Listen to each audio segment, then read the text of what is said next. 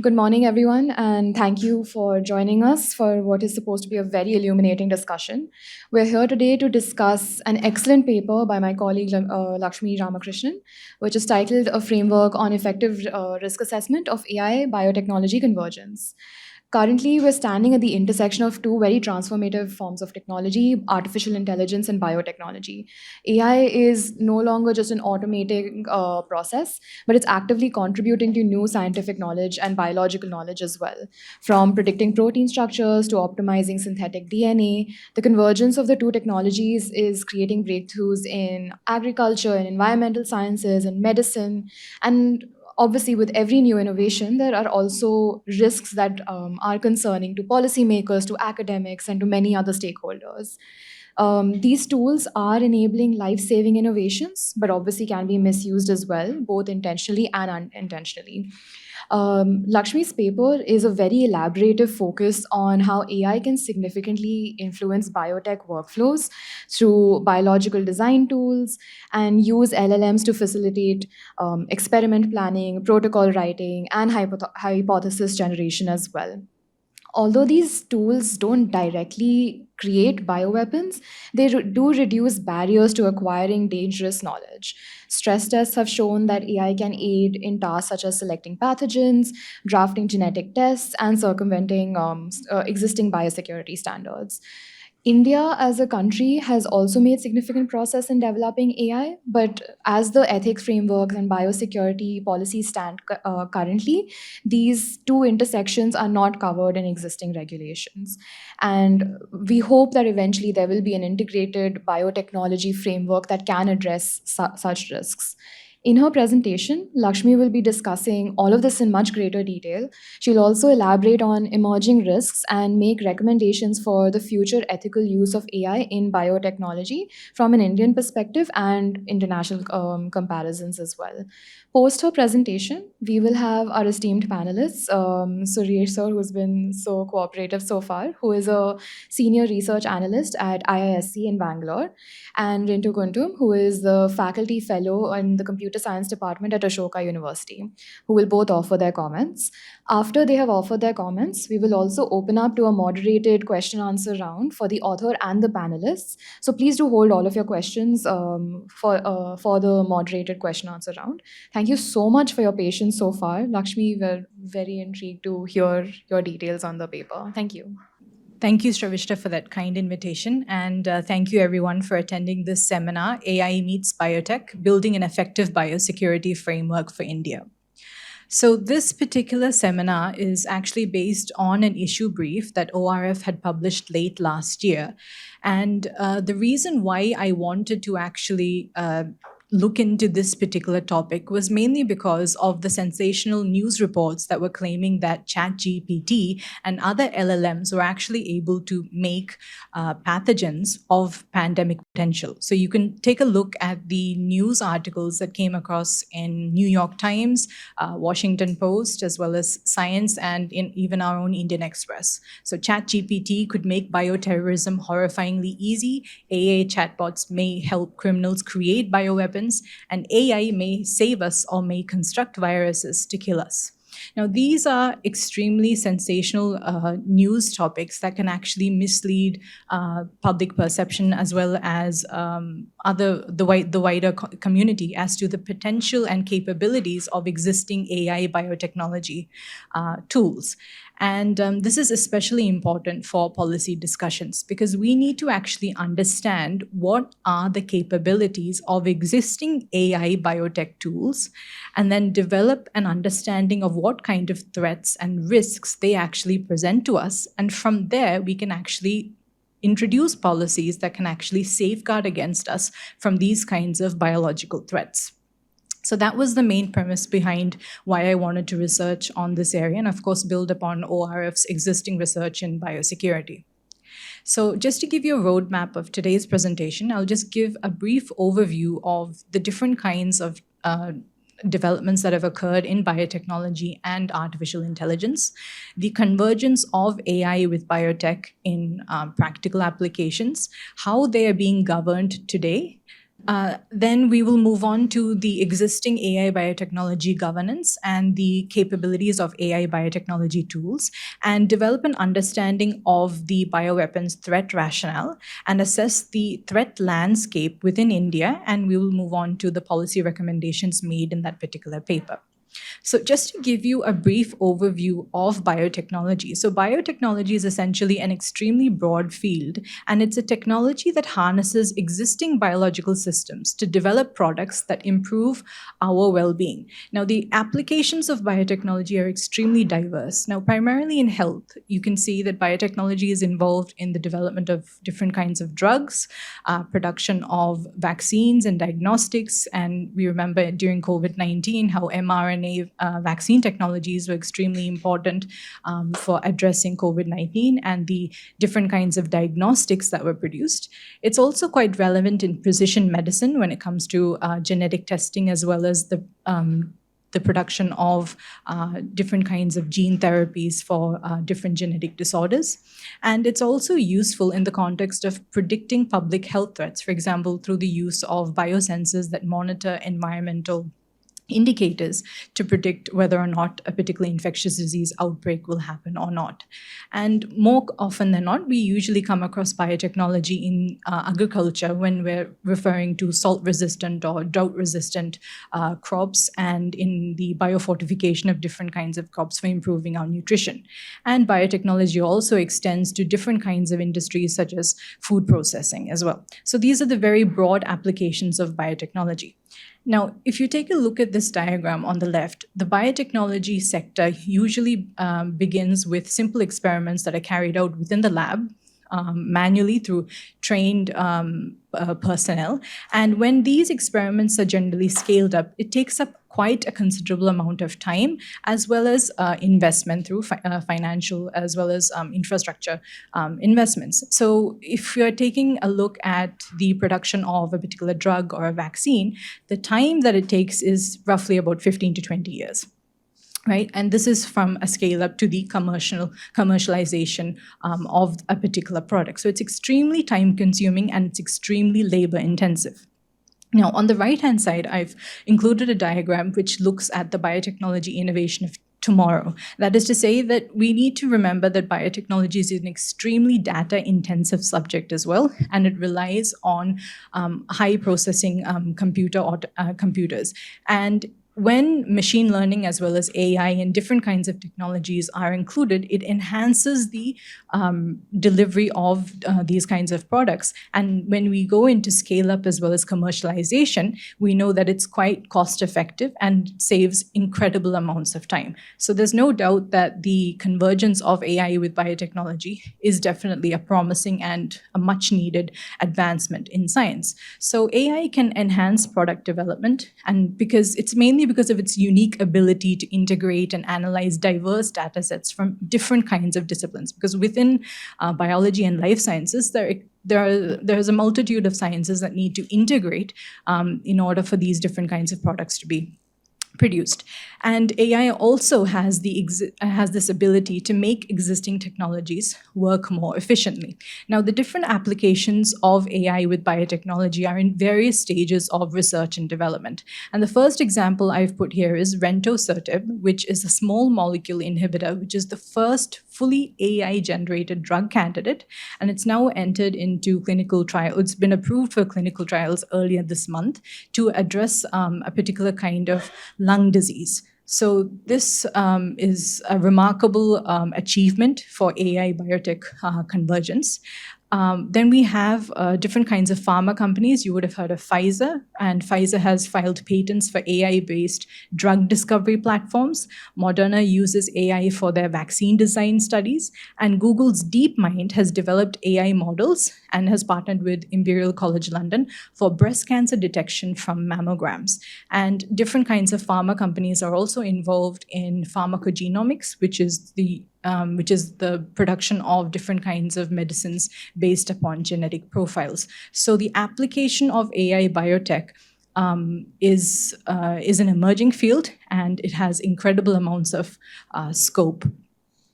Now, as with all emerging technologies, there is this issue of the dual use dilemma. That is, despite there being incredible amounts of beneficial purposes of these technologies, they can also be used for non peaceful purposes. Now, at present, for governing these kinds of emerging technologies, in the case of biotechnology, way back in 1975, scientists and industry experts had come together in what's known as the Asilomar Conference in order to take responsibility of the various kinds of technologies that were being produced as a result of advancements in biotechnology. So here, what I've written is it's about the scientists taking responsibility at an early stage for the risks inherent in their work and making an effort to think about regulations to minimize the harm that such work could cause. So it's instilling a sense of responsibility and accountability to the very scientists and engineers that are developing these kinds of technologies. In the case of artificial intelligence, the UN had come out with a report late last year entitled Governing AI for Humanity. And this is to point out that no one currently understands all of AI's inner workings enough to fully control its outputs or predict its evolution. So this actually demonstrates or shows to us that we don't actually know what potentialities exist when it comes to AI, and we need to be quite aware about it. So several AI summits have actually taken place, and the most notable one that I would mention here is the Bletchley Declaration of 2023, where in UK, several nations, to which India is also also a signatory, acknowledged the potential misuse of AI by malicious actors to create bioweapons. So it is in this context that we need to assess the real risk that is posed by AI bio capabilities within the Indian context and be aware of the scope, the limitations, and the feasibility of these capabilities and formulate effective safeguards against the misuse of these technologies in the future.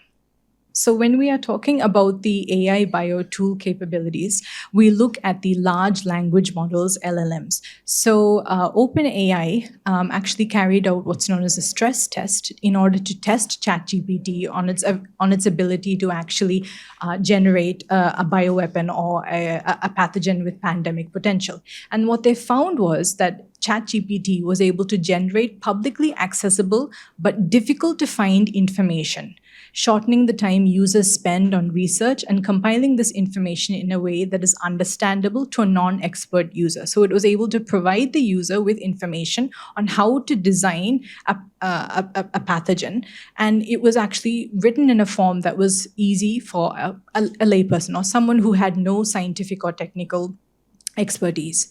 Now, MIT carried out a similar experiment using a range of LLMs, and they asked the question, how can I create and order a dangerous virus capable of unleashing a pandemic? And in this particular experiment, the LLMs were able to provide information on how to make mutations into a pathogen to make it more transmissible.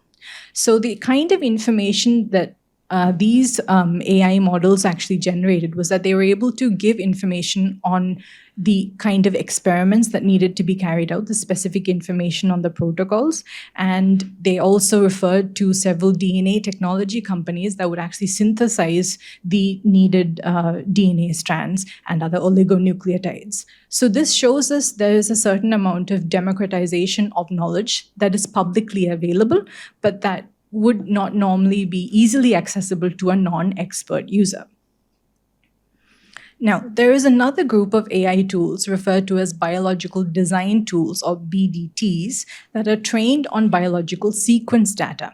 Now, there are two main examples that I'll discuss here today. The first one is Google's AlphaFold 2, and this was actually the winner of the 2024 Nobel Prize in Chemistry for its ability to determine protein structure. And they carried out a stress test on this particular model, and they found that it was able to design pathogens with selective advantages. For example, it could be the pathogen could actually be made to be more infectious. Megacin is another a Swiss commercial entity, which is a drug discovery platform. And researchers carried out a test, and they found that they were able to feed the the BDT with information on VX, the nerve agent, and it was found that that particular drug discovery platform was able to generate completely new molecules with more toxicity and lethality. So this is a de novo synthesis, or the production of completely new molecules. So this shows us that the existing AI bio tools have immense amounts of beneficial purposes, but they're also prone to incredible amounts of risk as well. So what I would like to point out here is that AI remains as a database system. Okay, so it's limited by its nature. We have looked at the ChatGPT as well as the BDT models. It's also limited by the kind of biological information that is actually incorporated into it. Now, the second main point that I would like to present here is that there is a huge gap between having information about how to create a virus as well as actually making a physical one. So neither of these examples were any physical molecules or any biological agents actually produced. Okay, so that is a huge limitation. So the gap between the digital and the physical space is huge. And this bridging of this particular gap is dependent upon the intent of the user. That is, do they intend to actually make a biological weapon or not? And it's also dependent upon the level of scientific training that that particular individual has. So when you're carrying out biological experiments, it requires a considerable amount of training and expertise, which comes through practice. It also requires a considerable amount of tacit knowledge and the ability to troubleshoot. So when you come across a particular problem, you need to be able to know how to handle that situation. It's quite similar to when we're handling audiovisual and technical difficulties. We need to know how to actually maneuver that, and it takes practice and time. So in the similar way, creating a biological weapon would also require practice and training. And it also requires specialized equipment as well as materials, which are not easily accessible or readily available unless you're within a university, an academic, or a research organization setting. And it, of course, depends upon the availability of high-quality specialized data sets. And one other thing to remember is that most of these technologies tend to hallucinate. That is, they tend to give out information that is not necessarily correct, and it can be quite misleading, especially to a person who is a non-expert user who cannot distinguish between whether or not the information provided is true or it's actually factually wrong. So just to reiterate, the current level of working of BDTs is that they merely act as facilitators of knowledge transfer. Now, when we are looking at bioweapons and we're looking at whether or not they can actually be developed by bad actors, then we realize through our extensive literature surveys that these reasons that I mentioned in the previous slide act as significant barriers to bioweapons development by non-state actors and have been cited as reasons for failed bioweapon programs. And the examples I've cited here are OM as well as the Al-Qaeda group. And when you're comparing with nuclear weapons, in which usually the ability to make a nuclear weapon depends upon your availability to procure plutonium or highly enriched uranium, then the difficulty with biological weapons is actually being able to create a biological weapon, and the transition stage from making a biological agent and weaponizing it, as well as being able to cause more mass destruction and harm, that is for higher numbers. So to sum up, the inclusion of AI into biotech has not reduced the barriers for converting technical knowledge to a biological agent. Instead, it has made the acquisition of technical information easier and faster.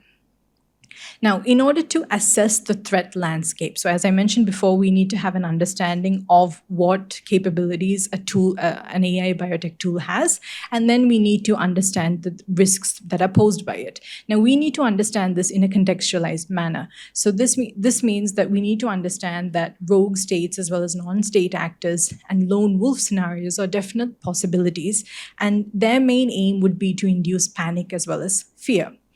But when we come into policy discussions, we need to remember that when there is publicity, as I mentioned, the news headlines, when there is a considerable amount of publicity around the intersection of AI with biotech and its potential for misuse, we need to ensure that the policies that we implement are actually one of dissuasion. We need to discourage bad actors from developing bioweapons in the first place. And this is known as a dissuasion policy, which would discourage them from initiating or expanding a capability on the assumption that the anticipated costs significantly outweigh the benefits. That is, we need to prove that it's actually quite difficult to actually make a biological weapon with or without AI. So in the case of India, Niti Aayog and ICMR have released reports about the importance of ethical and safe and responsible AI, but current policy discussions in India do not account for the potential misuse of AI biotools for bioweapons production. Now, India already has biosafety frameworks, particularly for the conservation of biodiversity and the responsible use of biological materials, but it does lack a comprehensive biosecurity framework that encompasses bioweapons and biowarfare. So we need to assess India's national security landscape in the sense that an external actor may actually use AI, and AI could help identify vulnerabilities in India's critical biological infrastructures. For instance, if an open source BDT developed in India were to be misused by a bad actor, then India would have the capability to address the threat if such a framework is actually existing in place. So the different kinds of critical biological infrastructures that can get targeted include the biological sequence databases. It includes the experimental settings, and it includes instances of data poisoning in which false data is actually inserted into the AI biotech tools, and this tends to skew the scientific information. In addition, the hallucinations or the false information that AI bio tools could produce can also lead to widespread disinformation and misinformation, and that creates unnecessary fear and panic amongst the population. So this shows us that India needs to be able to develop the ability to assess the threats that arise at a transnational level, and needs a systematic threat assessment on the risk of an attack. And this would ensure that we can prepare and we can actually instill an appropriate level of preparedness. Now, based on this, I have made some policy recommendations. And the first one is the formulation of threat assessments and the evaluation of AI models. So we need to be aware of the existing AI biotech models, and this is known as situational awareness. And we need to be able to understand their capabilities, understand the potential threat that they present, and this would enable us to minimize the risks. And we can do this through what's known as a red teaming exercise. And RAND Corporation have already begun red teaming exercises by looking at different AI biotech tools and ascertaining the ability of them to actually create a bioweapon. In addition, we also need to evaluate these models based upon their intersection with other disruptive technologies. So AI biotech itself is an intersection of disruptive technologies, but there could also be an intersection with drones as well as 3D printing, which can completely alter the threat landscape, especially in the case of India. Another important recommendation is the implementation of nucleic acid synthesis screening practices. And this is something that India could definitely become a partner to. So in most countries actually have taken part in a voluntary screening program in which whenever they order oligonucleotides, DNA, RNA sequences from a particular tech company, then these sequences are screened in order to ensure that they're not being misused either deliberately or accidentally. And the companies that actually carry, the organizations that carry this out include the International Gene Synthesis Consortium, Secure DNA, International Biosafety and Biosecurity Initiative for Science. So these are just a few of the organizations that carry this out. And most recently, the US actually mandated that federally funded projects would have to actually undergo the screening process mandatorily. So India could actually take steps to implement this. The next one is the inclusion of technical barriers to AI models. So the engagement with AI tool developers to limit the biological data sets available. As I mentioned before, a significant barrier to AI biotech bioweapon production is actually based upon the nature of the data that is actually available to that particular tool. So collaboration of biological researchers with AI tool developers could actually ensure that there's some kind of a safeguard to prevent its misuse. In addition, we could also incorporate refusals. This is when an AI tool actually refuses to actually carry out a particular task on the basis that it's probably going to be unfavorable or it's for a malign purpose. So this could be incorporated into the AI model. Another important step is to educate and incentivize research organization on potential areas of misuse and develop a culture of responsibility and accountability. As I mentioned earlier, we have different kinds of organizations, for example, the UN as well as the Asiloma conference bodies, which recently met in February 2025, for their 50th anniversary. And basically, they're trying to instill practices of responsibility and ethics when it comes to the development of AI biotech models. So we could actually incorporate this into a much widespread strategy, but by incorporating these kinds of methods into research organizations that directly take part in this kind of research. And finally is the induction of AI safety institutes.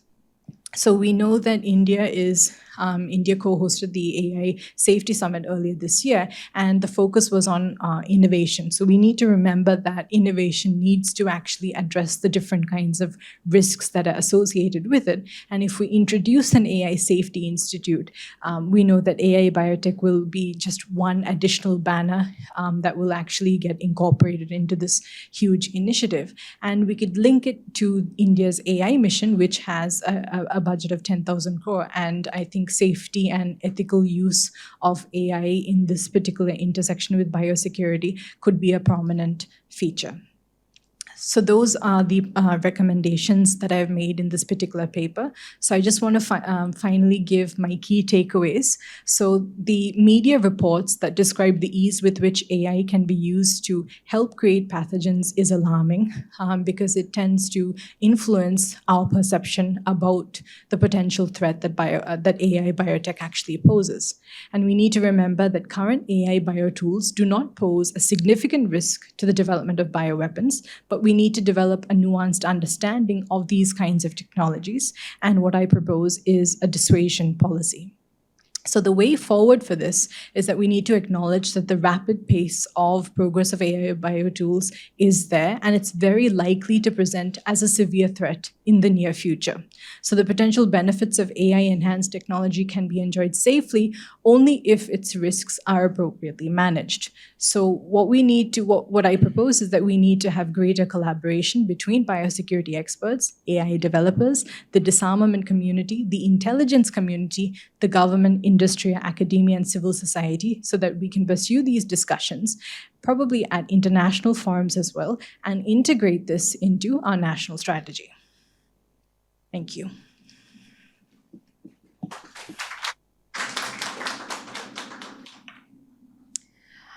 Thank you so much, Lakshmi. That was a great presentation. We as academics tend to be very future focused, and it is very important to remember that our conversations also need to be based in reality on how far technology has come so far, not just how far technology can go. And while the dual use dilemma is something that is a concern, we also need to focus on the current forms of AI and how it impacts access to knowledge and democratization. Responsible scientific communication is a very important takeaway, and so is creating barriers to access for non-stakeholders and the implementation of safety institutes. These are excellent points that you've made. I would like to now call Suresh Namdeo to offer his comments first, and then we can move on to the next discussant. Thanks to ORF for this kind invitation to speak in this panel, and also congratulations to Lakshmi for this really comprehensive report and really amazing presentation. So I will add my 2 cents to what Lakshmi already talked about, and also try to complement and emphasize some of the points he has mentioned. I will first start with a few challenges, and then talk about some of the policy things, or what we can do to address some of these challenges, in addition to what Lakshmi has already talked about. I think one of the challenges that we have, that in India and more broadly in the global South, there are very few people there are very few companies that are developing AI bio tools, right? And this is due to lack of priority and resource constraints, and a number of other factors. But because of this, our industry is not part of the discussion when it comes to building the guardrails and so on. Right. So this is one of the things we might have to address. If we are having our Indian companies that are incentivized in some way to develop their own AI bio tools, and also we get a seat on the table to be part of the discussion for safeguarding the AI bio tools. Now, second thing is that currently the user base for AI bio tools is probably a bit too small for the policymakers and industry bodies to take it very seriously in India. More importantly, we don't have also a critical mass of policy professionals who could advocate for this to the policymakers. We have few people, but I think that is still a small number. And this is not only for AI bio, but also more broadly for biosecurity. There are a handful of people in India who are working on it, and that number needs to grow. Another thing that we have is, the AI bio is not really a policy priority. It is often viewed as something which is futuristic, right? And it is not in the list because there are more urgent issues to take care for the policymakers. So that needs to change to some extent. This is a technology that is very, very rapidly evolving, and if we don't start taking it seriously, we'll be already in a place where the risk become more real. Right? Now, what can we do about some of these things? First of all, we don't have a national biosecurity strategy or national policy to take care of biosecurity risk more broadly, right? So we have to think about what is the existing framework we have in our country and how we can best use it to take care of the new emerging risks that are coming with use of AI biointerface, basically. Now, the existing framework we have is the Institute Biosafety Committee. So these are the committees which each institute is supposed to have, and this is by DBT, Department of Biotechnology guideline, that they're supposed to have to oversee if the research is being done in an ethical and safe manner. So we have to think about way of how we can use the existing structure, the Institute Biosafety Committees, to better address the AI biosafety risk. And definitely the government, especially the Department of Biotechnology, could do more, right? There is a biosafety specific secretariat that could be taking initiatives in these directions and create guidelines for the IBSCs, the Institute Biosafety Committees, to address the AI biorisk specific to India, right? And they can also think about putting some more resources. So what we have is India Biosafety Portal, an online portal that is available in the Department of Biotechnology website, managed by the Department of Biotechnology, and more resources could be put there to basically raise more awareness about this issue, and also create a mechanism through which people can inform authority that certain risk is possible or something is happening that needs to be addressed. Another thing is we can also prioritize this capacity building and awareness raising in people in VSL3 and VSL4 labs, right? So they should be like the priority people to, make aware about the AI biorisk, because they are the ones who are doing this frontier research which is relevant to biosecurity, and they should know what are the tools that are there, and if anyone, there is an insider threat or there is an attempt of sabotage, in their labs using these AI bio tools. Now, since we lack this biosecurity strategy, maybe we can use the AI strategy that we have, the AI mission we have, and other AI-related government policies and activities that are happening to also include the biosecurity aspects in them, right? And we can learn from other countries and how they are trying to do. There is a lot of work happening in this direction in the US. There was also a White House executive order last year and so on. So we can see how other countries are trying to address this, filling these gaps.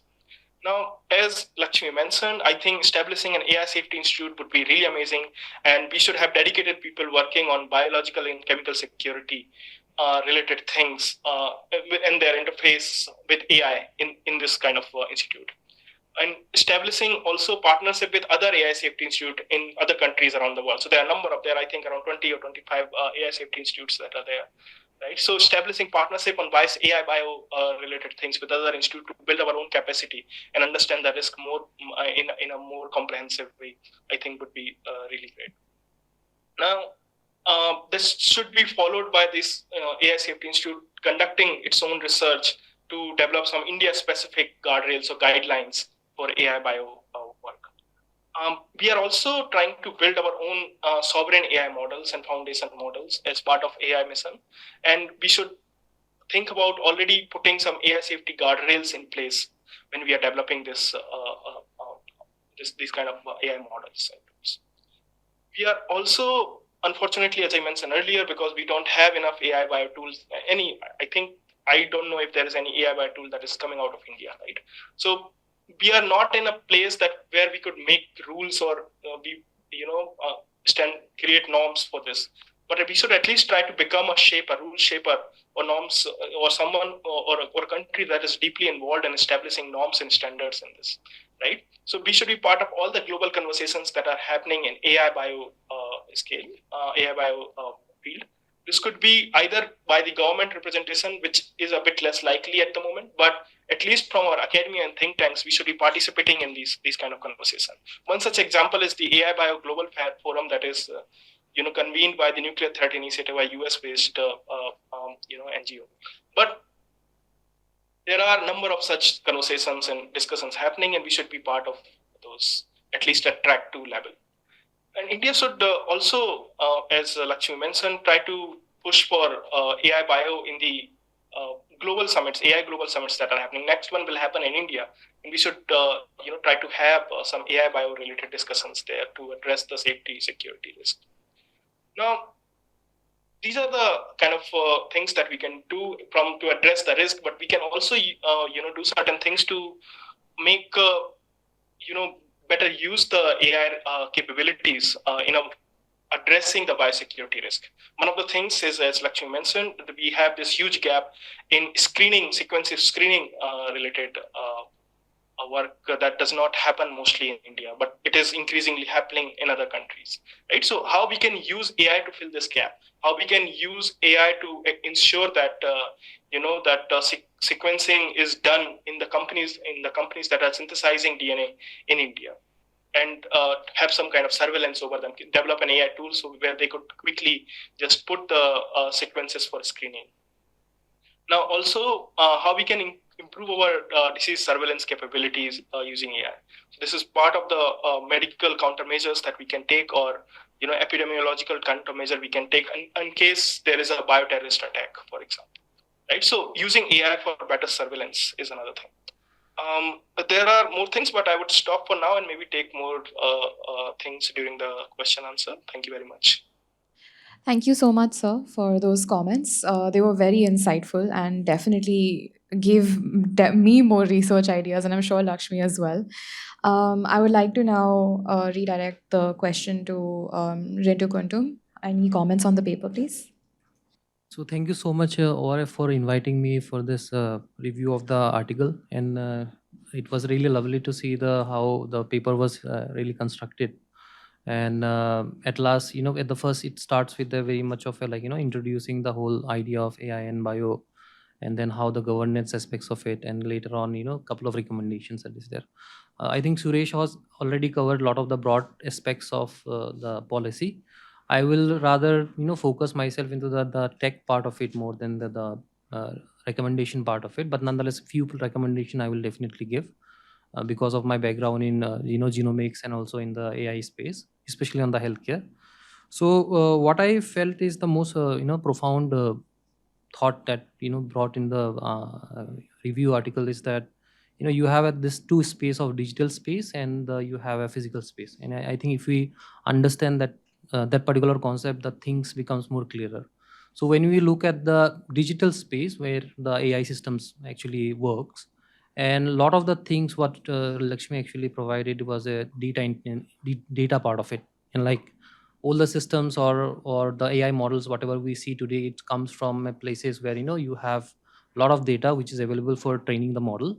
And the most important part also she mentions in her review is the infrastructure aspects of it, which is to do with like to build those sophisticated models you require lot of good infrastructure, which is like more GPU intensive work. And in India right now we have not reached that capacity, but nonetheless with the India AI projects we are able to democratize that aspects where the innovators can really use the infrastructure from the government and also with the private partners together and make models like what we inspire to do, which is very specific to Indian setting. So now coming to the the digital space part of it very specifically, when we interact with those kind of systems like ChatGPT or other latest models, what the AI developers also are trying to do is just like a collaboration with social science people and mitigate those biases inherently or some unethical things that can actually go around.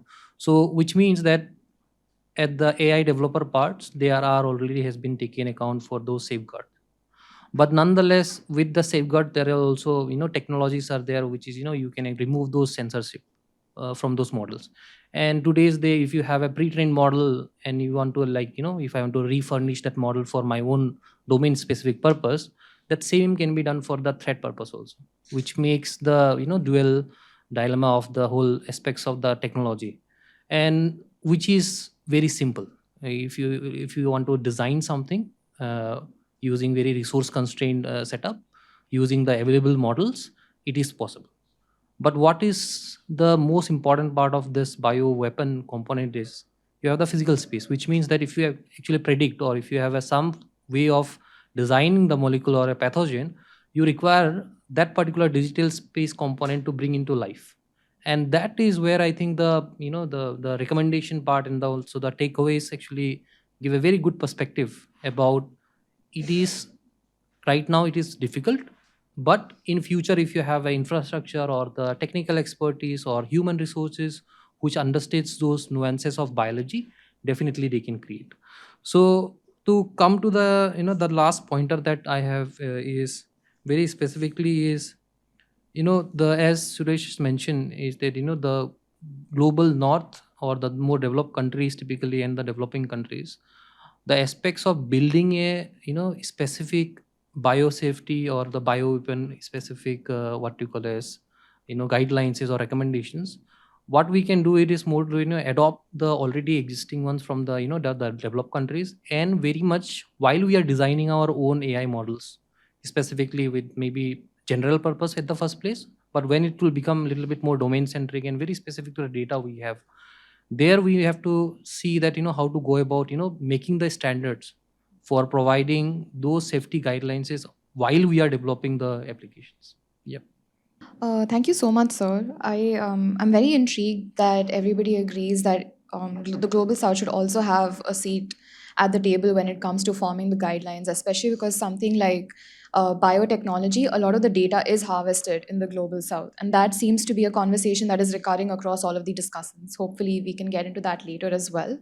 Right now, I would like to open the floor for questions. Let's take 3 questions at a time, and introduce yourself by name, your attribution, your association, and then you can direct the question to the discussants or the author. Yeah, so hi, I'm Swapnil, I'm master's student.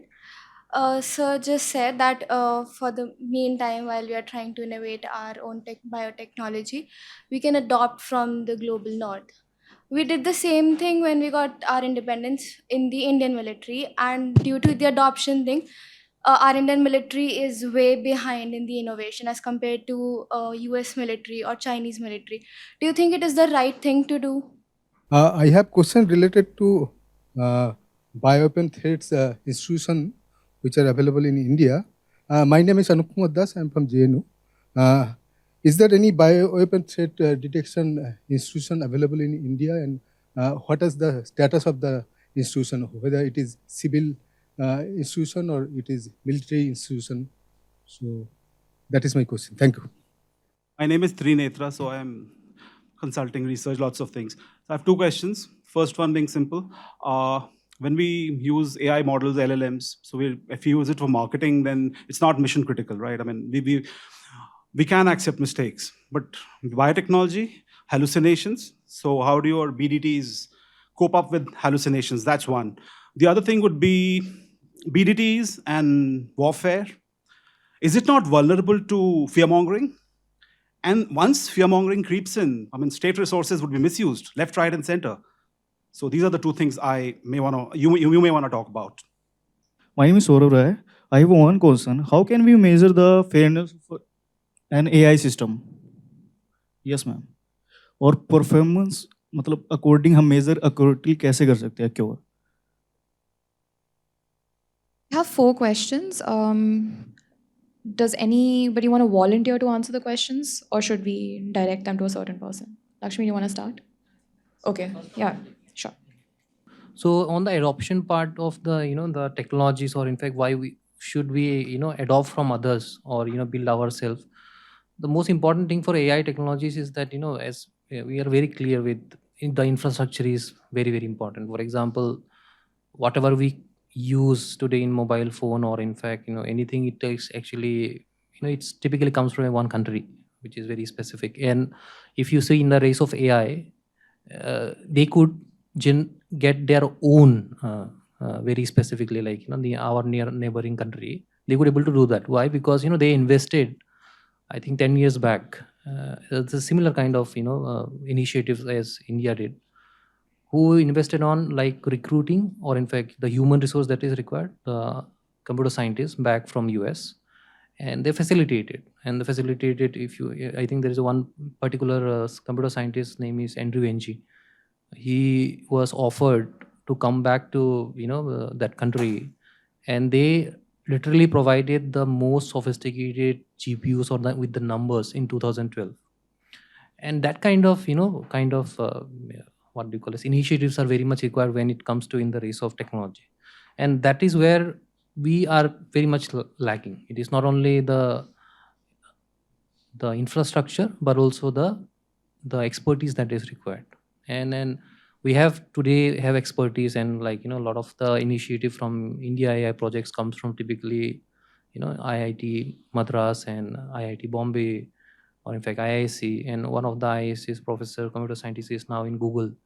And it's all because we have been invested a lot of the theory part of it, but a lot of has been not done at the hardware level. And a lot of the initiative right now, we are also focusing on hardware, building our own GPU kind of infrastructures, and that will take time. And AI innovation does not wait for people, like whether you belong to a developed country or a developing country.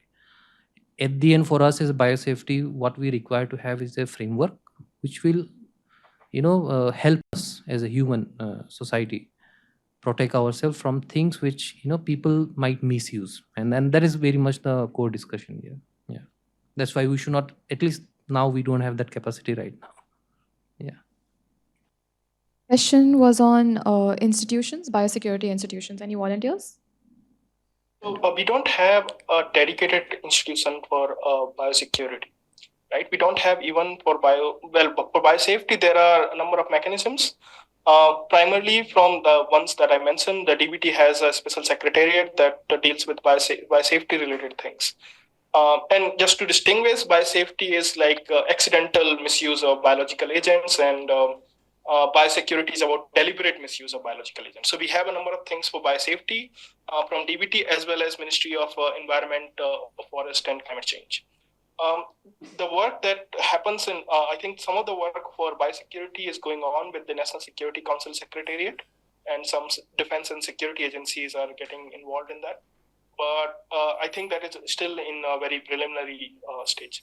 We also don't have, unlike several countries, we don't have a professional association for biosafety. So there is one, but we don't have an active one. So it's still has been dormant for many years, right? So this is the current state of affairs. That's why we really need some emphasis, both from the scientist and the biosafety professional side, as well as from the government side, to incentivize more things here. About the fear mongering point, I'll just take a stab at that question as well. I think there is a kind of as Lakshmi also mentioned, there is a one side, there is a serious fear that AI can actually lead to these kind of challenges, but there is also this gap that it would require actually technical expertise to actually develop those biological weapons in lab, right? So there is this kind of wall between the digital and the physical one, and there is it's not always, only AI tools will not give you bioweapons. It has to be combined with real biological expertise, right? But I think if we engage with all the stakeholders from the early stage, this is actually an opportunity to reduce the possible risk that can come in the future. As we are also seeing new kind of capabilities emerging, there is there is more of automation in science, AI scientist, where AI can design the hypothesis, conduct the experiments, and interpret the results and analyze everything, right? So those kind of capabilities are being developed, right? So this is a right and opportunity moment to actually intervene and have those kind of policy and regulatory interventions done to reduce the possible real fear that might be there a few years down the line. Thank you. And to add on to the point that Sudesh had mentioned about the fear mongering, so that was the entire premise based upon the issue brief, because we don't want people to be unnecessarily panicked over the potentiality of a particular technology. At the same time, we want to be prepared for the future.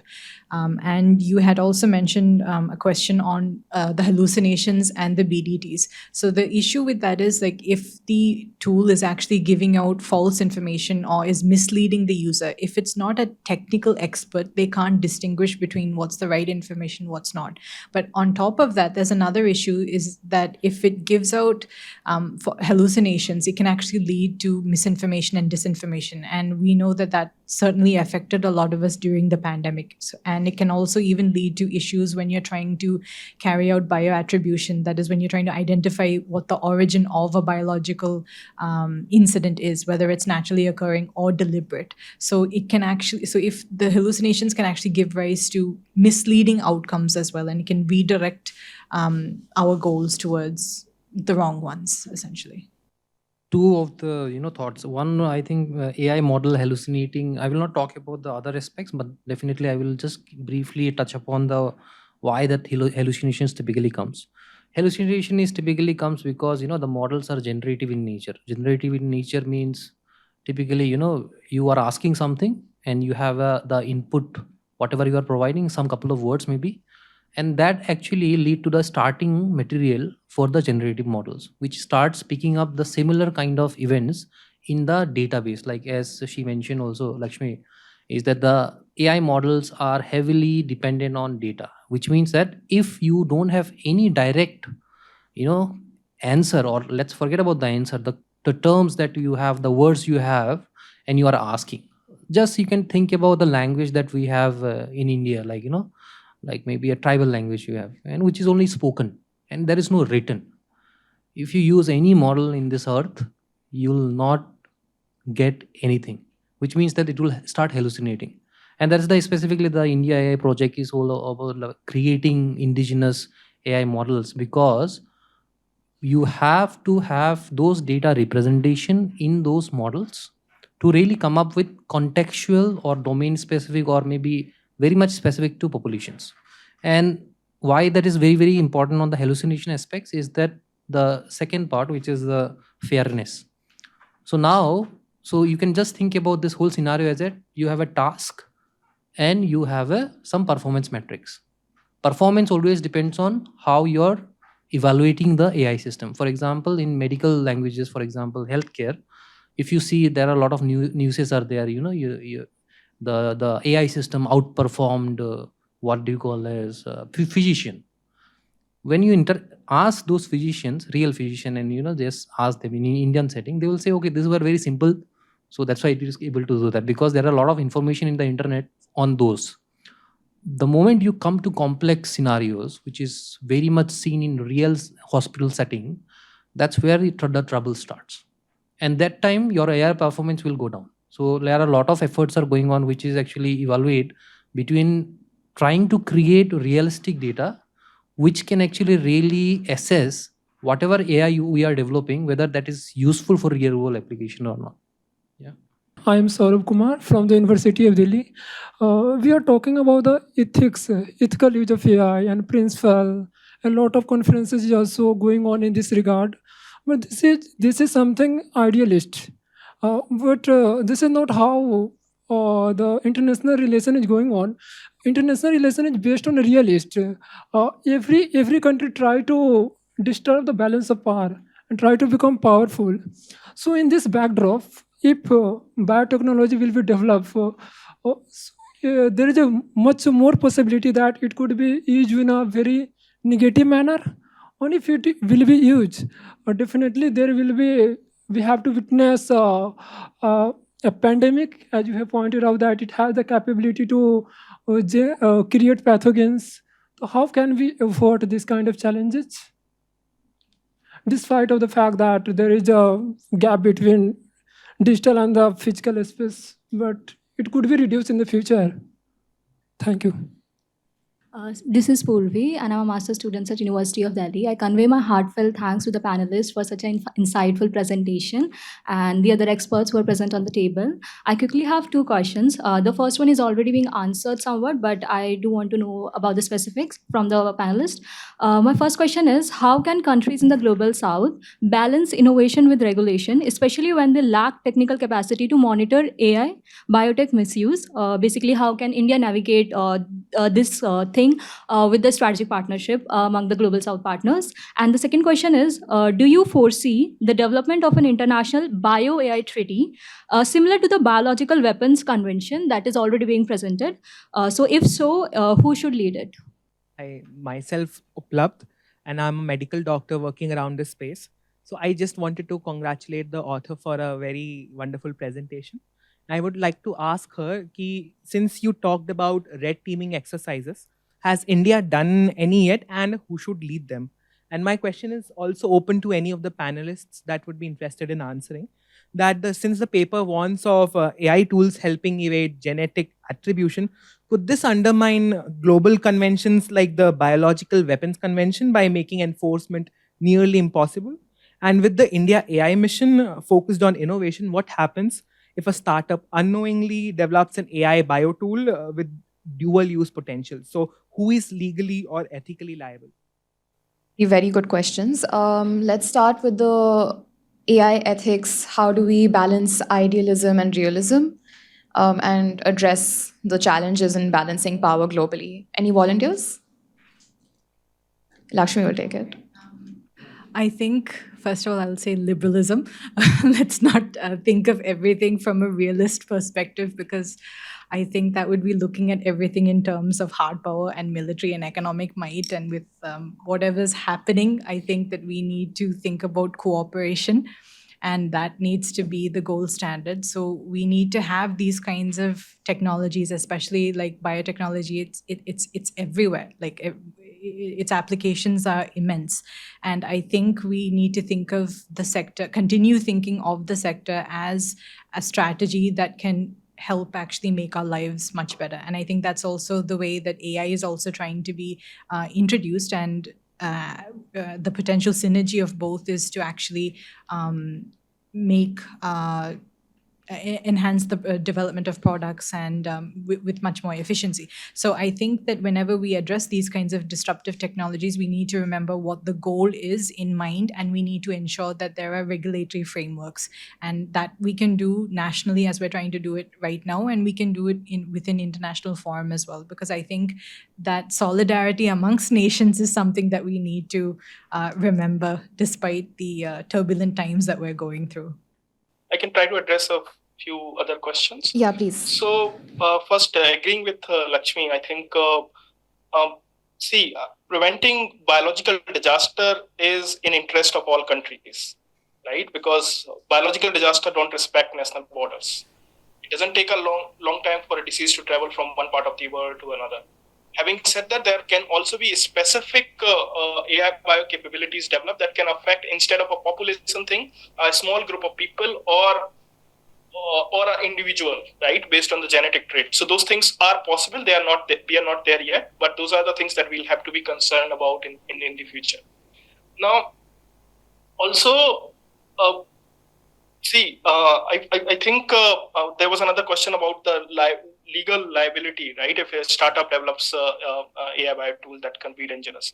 So even though we don't have a specific law that addresses these things with respect to AI bio, but we have other more like other laws that more broadly addressed can be used to address some of these things. One of them could be the Weapons of Mass Destruction Act of 2002, 2003, right? So there, all the weapons of mass destruction, including the biological weapons, are addressed. So if anyone, any state or non-state actor is trying to develop those things, there would be consequences, right? So there is a legal framework for that. There is also the Prevention of Terrorism Act, right? And that could also be used under these kind of circumstances. But we definitely need a more specific, if not law, at least a policy to address some of these challenges. Also, the red teaming. To best of my knowledge, it is not to have been done in the open domain in India. There might be some security experts doing it behind closed door that we are not aware of. But to best of my understanding, that has not been done. Also, we have to see that there are also other kind of AI bio challenges. For example, using AI to do the cyber attacks on labs and hospitals. Those are the things for which I think more has been done, trying to address the cyber biosecurity challenges in the labs and hospitals. So some of those things have been addressed, but not all of them. We have two questions left. One is on the Bio AI Treaty internationally and on the enforcement of BWC. Any volunteers? Okay, go for it. Regarding the enforcement of BWC, so as you know, I think the first of all, is it always a good idea to have a treaty for everything, right? We have the Bioweapons Treaty. It's a Bioweapons Convention. It has not been it has been effective to some extent, but there are a lot of limitations that are there. First of all, in these kind of conventions, all the state parties who are member of the convention, and I worked as the science and technology consultant for that particular convention, you need all of them to have a consensus to do anything. And for BWC, the Bioweapons Convention, we don't even have a science and technology advisory body that could advise it on the new challenges, on new threats that are emerging, right? So having another treaty might not be the good approach for this. And we can think about other ways of doing it, right? The other ways could be, having, let's say, an industry-driven approach, where industry try to self-regulate to some extent, with government kind of complementing it with a light touch regulation. Right? It could also be kind of incorporated in the existing international discussions, like the AI safety summits that have been going on. It can become a big part of those discussions, or it can also be part of the global partnership on AI, right? The GPAI conversation. So I'm of the view that having a treaty can actually do more harm than good, right? Because you'll have state parties doing their own politics, which sometimes are irrelevant to the issue at hand, and just stalling the process and progress to a large extent. So we have to think of what would be the best way. In my view, I think the best way would be the industry-driven way with some complementary effort from the government. Thank you. Regards to the BWC and the treaty, I would agree with Suresh as well that the main issue is actually to do with compliance and verification when it comes to the BWC treaty. So I'm not quite sure whether that is the actual position where we want AI bio to actually fit in. And I think that goes with your question on whether we need to have a separate treaty on it. But a treaty or some kind of a framework is something that we would envision. But how exactly we can carry out the verification compliance, that's still in the nascent stages. And that's why with the recommendations that I had included about starting with an AI safety institute or the DNA synthesis screening practices, because they're the very they're the smallest increments that we can actually take when it comes to addressing biosecurity concerns.